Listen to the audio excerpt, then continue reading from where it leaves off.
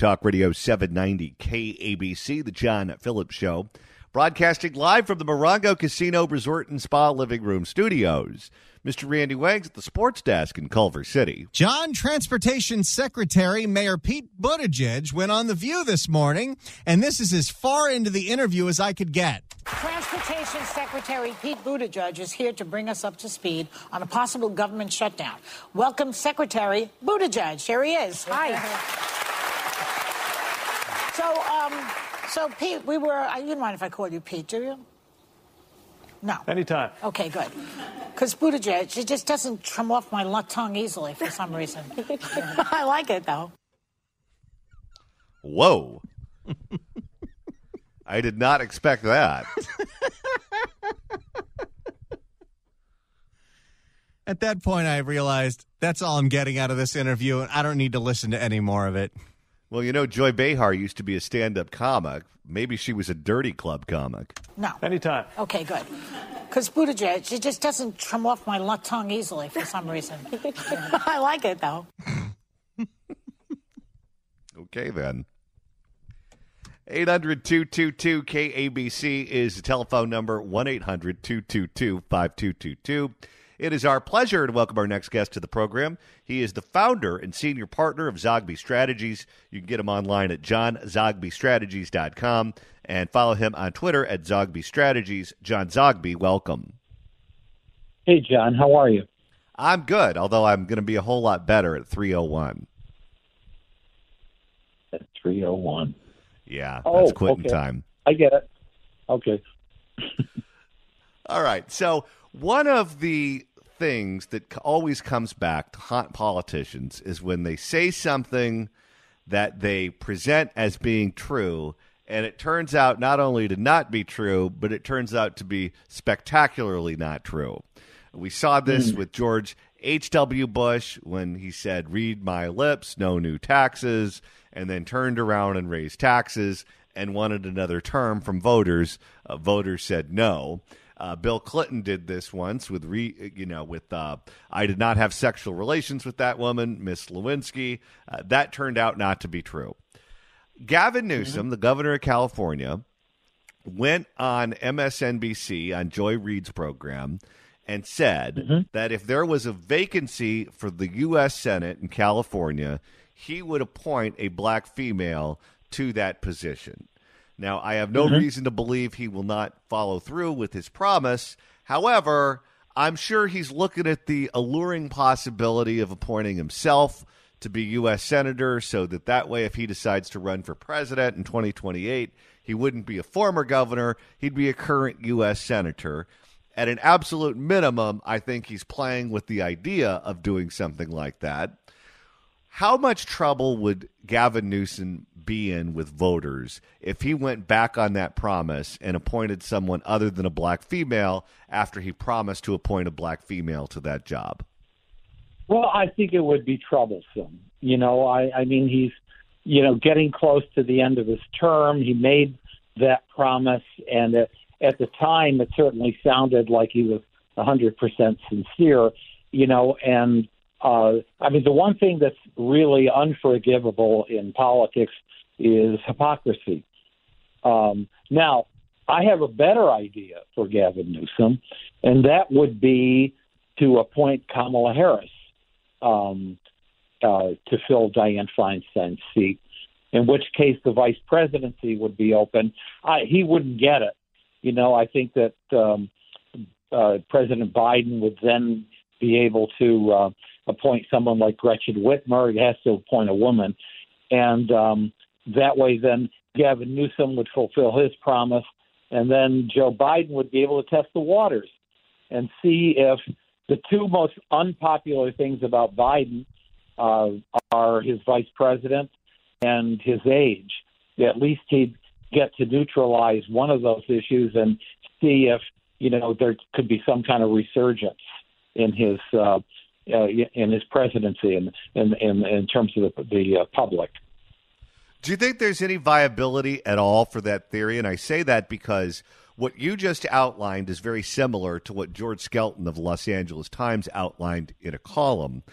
And I can tell you this, the vice president's office was so infuriated with that column that her office made her press secretary available to virtually anyone in the local media here in California to do hits with, because they wanted to tamp that down and they didn't want that to spread anywhere else.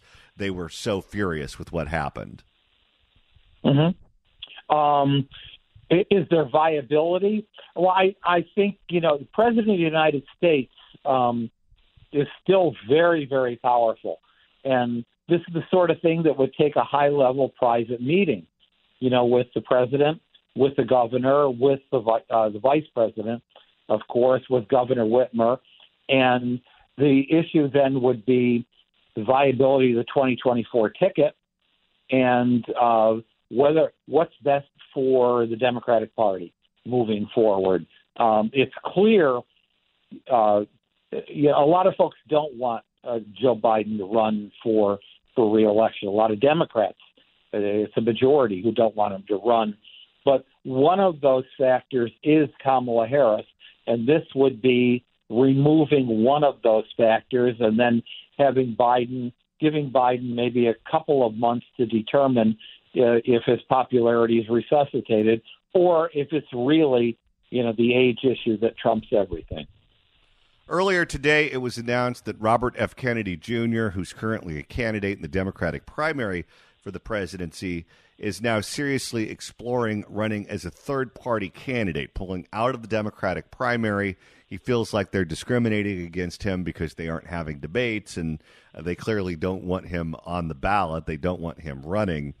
He's been consistently polling in double digits in that Democratic primary, sometimes as high as 20%.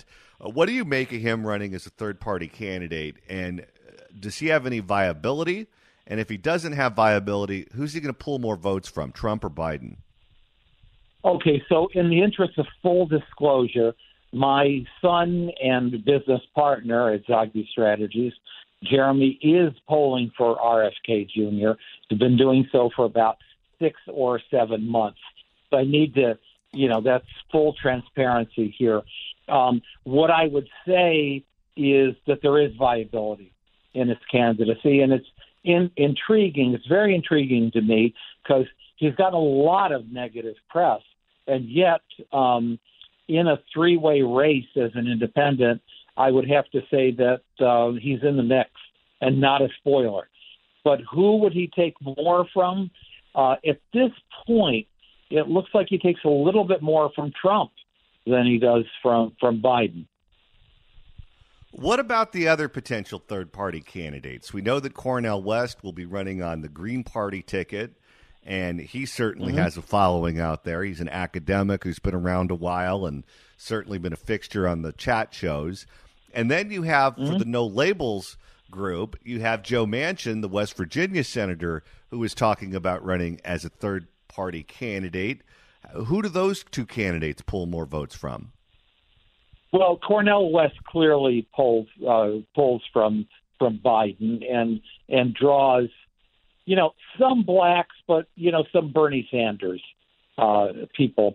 Joe Manchin has the potential of drawing more Republicans, those disaffected moderate Republicans.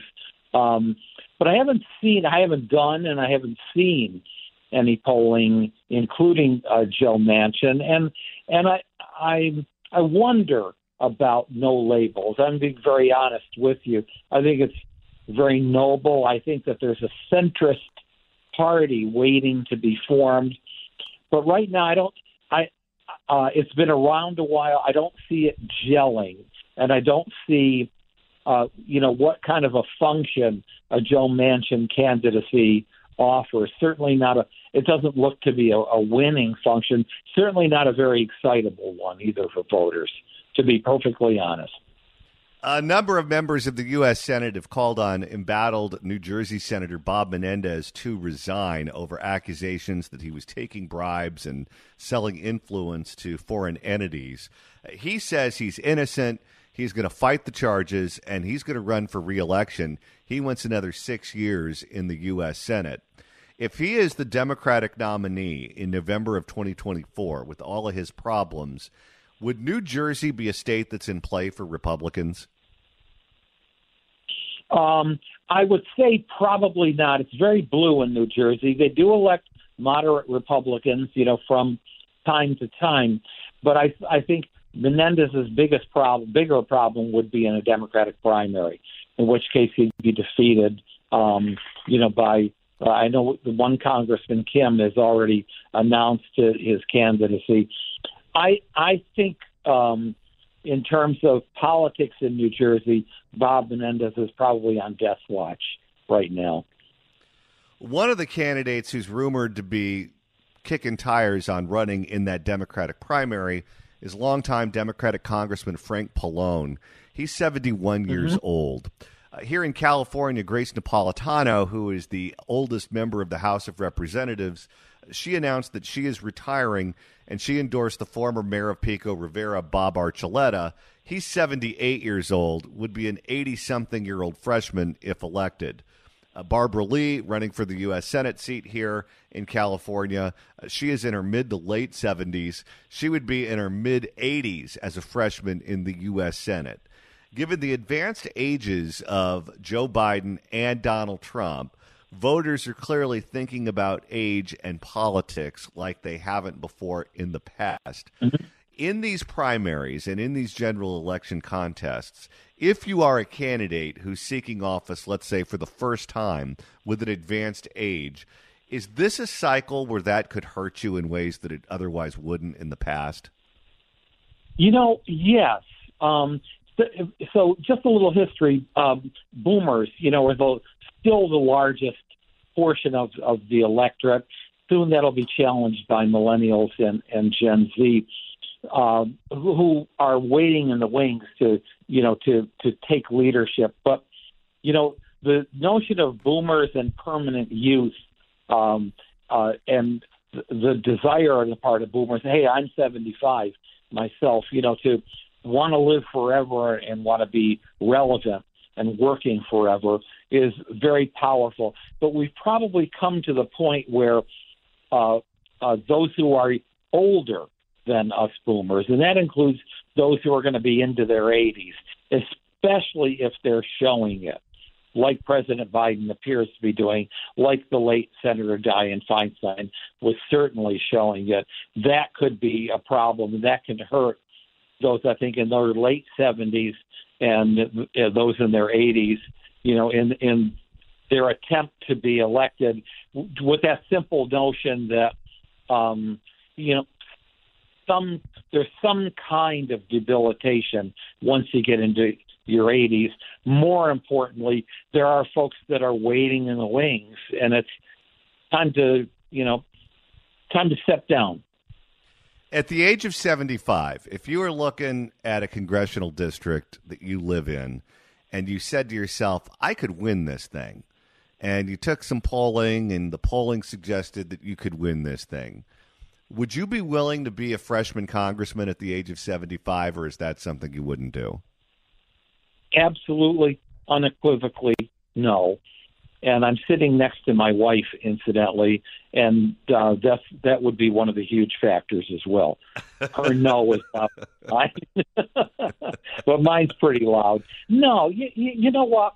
Look, I'm a trend spotter, and I stay on top of things, but I need a millennial or a Gen Z to help me with basic functions on the computer, let alone with new ideas to resolve issues regarding technology and so on that I just don't understand. Guys like me, our time has come. We had our moments, and I still want to be relevant, but I don't want to lead. Final question before you go. We had the big GOP debate here in the state of California earlier this week.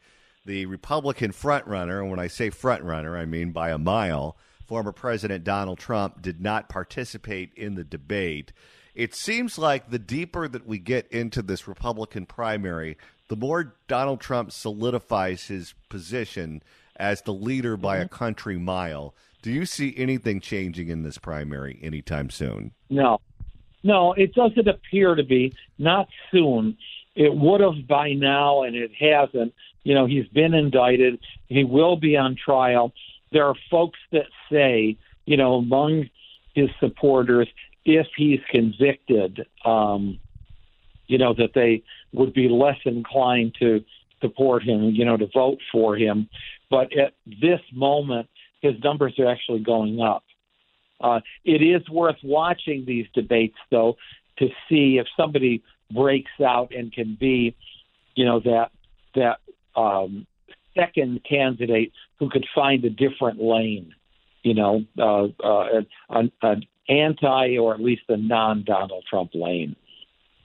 John Zogby, founder and senior partner of Zogby Strategies. You can follow him on Twitter at Zogby Strategies and find him online at johnzogbystrategies.com. John Zogby, thanks so much for stopping by. Thank you, John. Take care. If you'd like to email the show, you can do so at johnnydon'tlikeshow@gmail.com. That's johnnydon'tlikeshow@gmail.com. And Randy, if you want to keep the party going all weekend long, that's not hard to do. That's right. Just go and download the brand new KABC app. Search for KABC AM or 790 KABC in the Apple App Store or the Android Store. And there you have the easiest way to download podcasts of this show, even while you're in Apple CarPlay or Android Car. And it's the easiest way to listen live on the stream whenever you're outside of the radio listening area, like when you're out of the state or out of the country or in an office building that has no reception. So download the KABC app, and you have so many different options to listen all you want all night long. You can listen to it before you go to bed. And then we went to sleep. It is a pleasure to welcome our next guest to the program. You can follow him on Twitter at The Armed Liberal. The Armed Liberal himself, Mr. Marc Danziger. Marc, welcome. Thank you, John. How you doing? I'm good. Thank you so much for stopping by on this Friday. The weekend is almost here. I can taste it. I absolutely can taste it. All right, let's start with the big what's going news on today, John? Any news? Well, just a little bit of news. California has lost our longtime senior U.S. Senator Dianne Feinstein, who died at her home in Washington, D.C. yesterday at the age of 90. The jockeying to replace her has already begun, and apparently it is absolutely pedal to the metal for all the people who want the seat, who want to replace Dianne Feinstein in the United States Senate. Gavin Newsom has come out and said that he's not going to wait long to make this decision. This will be a quick decision because Democrats want and need that vote in Washington, D.C. ASAP. Your thoughts on the life and legacy, let's start with that, of Dianne Feinstein. So I'm actually old enough that I met her when she was a supervisor in San Francisco. I spent a couple years building affordable housing in the Bay Area, and met her and also met Barbara Boxer, who is sort of the anti-Feinstein. And that Feinstein, you can say a lot about her, but she was a deeply competent politician. And you got to give her credit for being good at the job. She was a representative of a really kind of oligarchic group that sort of centers in Northern California, and that, very much was used to running things in California for a long, long time. And, both the Brown governors, and Gavin Newsom, have close ties into that group and are sort of part of that family. And she was too, but she knew the job and she did the job well. And as much as there are things about what she believed in her policies and her actions and her self-enrichment that infuriate or upset me, you got to give people credit for what they deserve credit for. Go ahead. Oh, no, you first. The last few years for Dianne Feinstein have been tough for her. She experienced the death of her husband, Dick Blum. She had health problems, including shingles and encephalitis, and missed a bunch of votes. How much do you think are those last years going to be part of her legacy? I think more than they should. I think like politicians, and there's going to be a longer point that comes off this, sort of like athletes, politicians need to know when to retire. It's like, it's sort of like the Eagles, right? Or, they're almost like cover bands of themselves. And you don't want that to be the memory of who they were. You want them to remember them when they were fresh and innovative and exciting. And I'm very sad that she didn't retire 4 years ago and have time with her husband and her family and to kind of enjoy what she's accomplished personally and politically and professionally, just as a person. I also think that her staying in office damaged our politics in a big way. We have this gerontocracy, right? Because I'm about oligarchy and gerontocracy. Listen to me a second. I'm reading books, and we have these politicians who basically are in the seat for life. They're unchallengeable. They're unquestionable, and they get carried out of the office feet first. And I can't believe that's a good politics. I can't believe that not letting the voters pick somebody who was a kind of vital, energetic senator, in the last round wasn't the right thing to do, and that she was selfish enough not to give people that choice. Why do you think so many of them stick around? Because it's not just her. You've got Nancy Pelosi, who is Dianne Feinstein's congresswoman. She is in her mid-80s, just announced that she's going to run for re-election for that seat. We certainly had Jerry Brown come back the second time around. He, I believe, is either in his 80s or knocking on the door of his 80s. We have Joe Biden, who is going to be 82 years of age come November of next year. And you just look at some of these other seats here in California. Grace Napolitano, the oldest member of the House of Representatives, Congresswoman from California, she announced her retirement. The guy that she endorsed to replace her, Bob Archuleta, is 78 years old. He'll be 80 years old. He'll be an 80-something-year-old freshman in the House. In There's New Jersey. Hope for me. Well, maybe you'll get an appointment to the Supreme Court or something. You never know. In New Jersey, Frank Pallone says that he's thinking about running for Senate there to fill the Menendez seat. He's 71 years of age. If Barbara Lee wins the U.S. Senate seat here in California, she'd be in her mid-80s as a freshman. That's absurd. And, you're leading off Donald Trump, right, who's not a spring chicken exactly. And basically, I do not understand why there isn't a cohort of kind of much more vital, competent, energetic 40-year-old, 50-year-olds who are basically chasing these people out of the room. And I'm one of these people almost, right? I mean, I'm not a kid, but at the same time, the idea that these people basically own their seats, they become their property, and they can capitalize on their property, as we saw with Menendez. And it's just it's infuriating to me because it's the people's seat. It's not hers. It's not any politicians.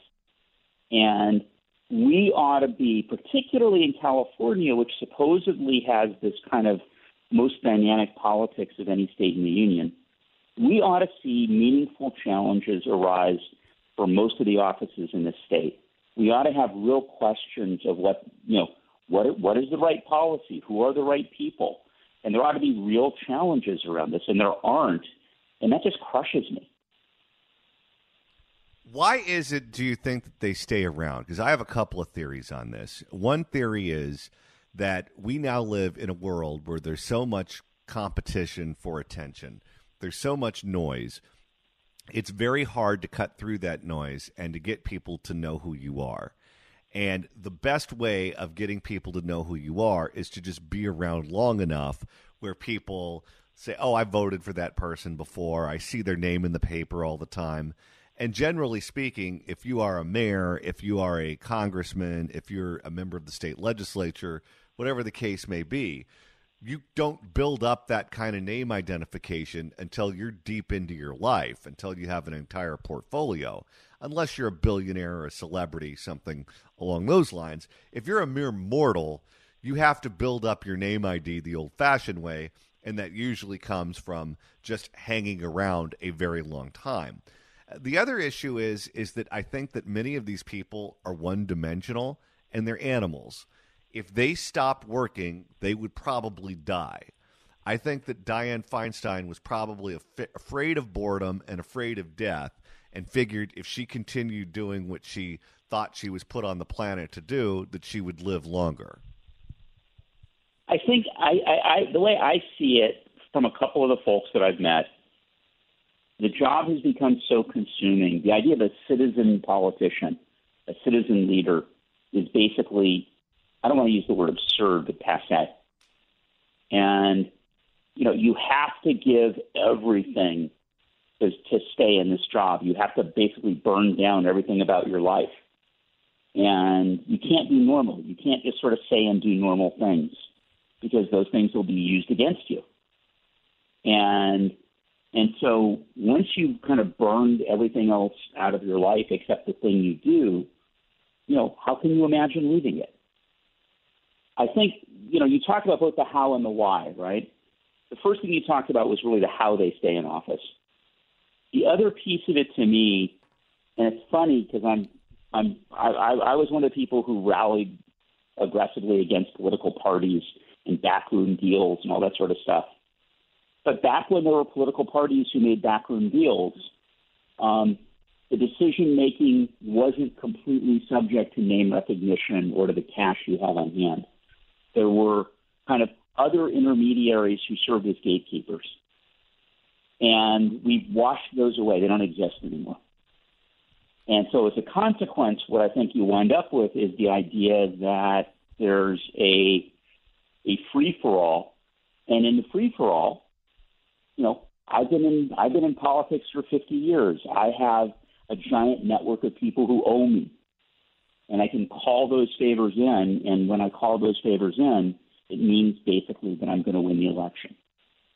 And that's a problem, right? I mean, I really am kind of coming around to the idea that we really need to rebuild functional, powerful parties in our politics, because what we have now scares me. Marc Danziger, the Armed Liberal. You can follow him on Twitter at The Armed Liberal. Marc, thanks so much for stopping by. Have a great weekend. Happy to be here. Take care. Likewise.